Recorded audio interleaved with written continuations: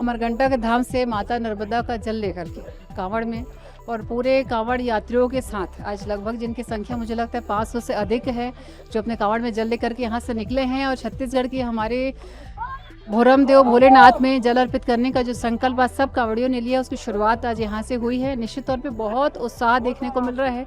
सबसे विशेष बात अगर मैं कहूँ तो आज इस हमारे संकल्प यात्रा में ऐसे 16 बैगा आदिवासी हमारे भाई बहन वनांचल क्षेत्र के हमारे भाई बहन हैं जिन्होंने कुछ समय पहले जिनकी हमने घर वापसी कराई थी, वो धर्म से विमुख हो गए थे, हमारे माध्यम से उनकी घर वापसी और आज वो भी अपने कंधे पर माता नर्मदा का जल कांवड़ में ले करके अपने सनातन धर्म के प्रति जो उनकी आस्था है उसको ले करके इस यात्रा में पूरे समय वो हमारे साथ हैं।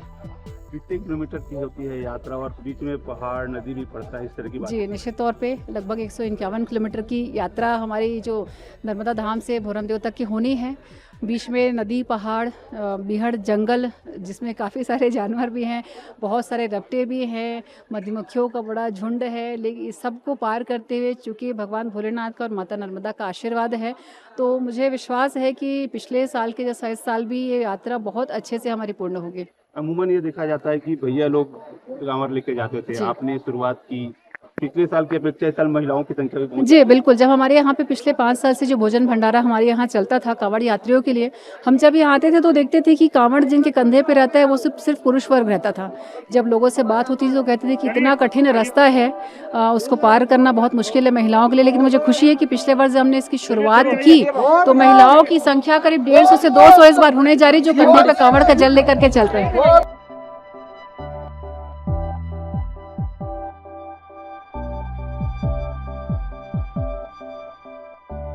देखिए, माँ नर्मदा का जो उद्गम स्थल है अमरकंटक में विराजमान है। माँ नर्मदा का दर्शन मेरे को ही नहीं पूरे देशवासियों को करना चाहिए और इसी के तारतम्य में मैं आई हूँ।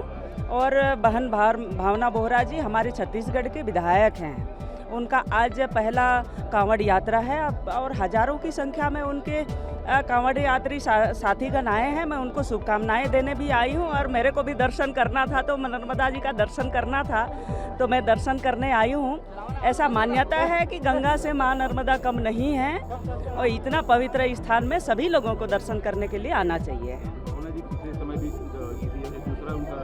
हाँ, ये दूसरा वर्ष उनका कांवड़ यात्रा है और निश्चित है भगवान उनकी मनोकामना जरूर पूरा करेंगे और उनके साथ साथ जो भी चल रहे हैं सभी को मनोकामना पूरा होगा, ऐसा मेरी शुभकामनाएं। कठिन रास्ता 151 किलोमीटर का वो यात्रा। हाँ, बहुत बड़ा यात्रा लंबा है पर उनका इच्छा शक्ति बहुत बड़ा है जो उसके आगे छोटा पड़ रहा है। अपने क्षेत्रों के लिए वो बिल्कुल उनके क्षेत्र के लिए और उनके क्षेत्रवासियों के लिए ये जो है कामना करने आई है, निश्चित पूरा होगा।